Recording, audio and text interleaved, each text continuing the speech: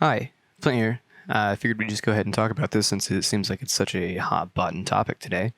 Let's go ahead and talk about what Evias did in this highlight reel and whether or not it seemed like he was being out of control or hitting too hard or any of those more negative aspects. Let's look at it in full speed first. From my perspective, we've got three main points: the leg hit, the communication, and the wince.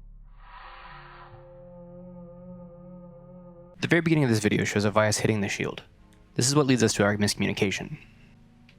As the fighter on the left is processing the shield hit, he does not process the leg hit.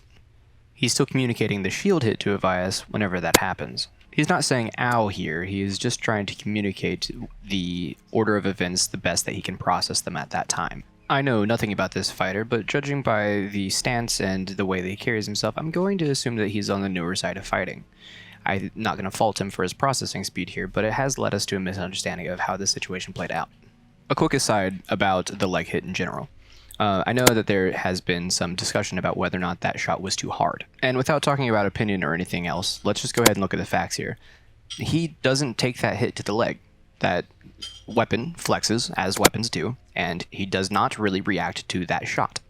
He barely even reacts physically after getting hit at all, and instead just has a little bit of a wince, as he's still trying to communicate that shield hit. If this were a truly devastating blow, he would have been reacting right then and there. However, he takes an entire step after the shot has been delivered. The wince and the kind of cowering behind the shield does not come from this leg hit. It instead comes from the fake that Evias throws here. As that sword comes up, the head goes down. Evias uses that motion to deliver the hit.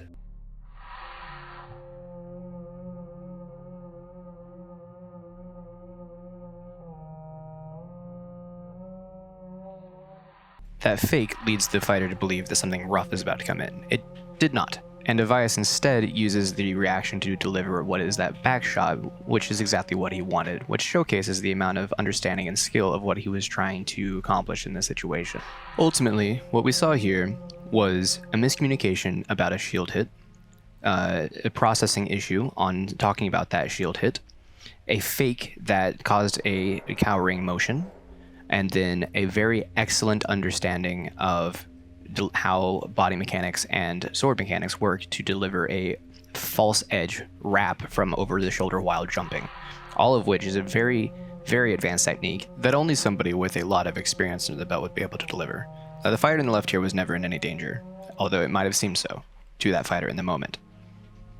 The final note that I would like to leave here is that whenever we're doing video review, we have to know that the camera is only a two-dimensional thing. We don't get to see the 3 dimensions. We don't get to see how much of that sword actually hit that fighter's leg. We don't get to see the trajectory of exactly where the javelin was going to throw. We don't get to see what he was aiming at. We don't get to see everything. So keep that in mind whenever you're making judgments about videos in the future, and try to give fighters the benefit of the doubt, because most people are out here trying to be the best they can be and not trying to be malicious.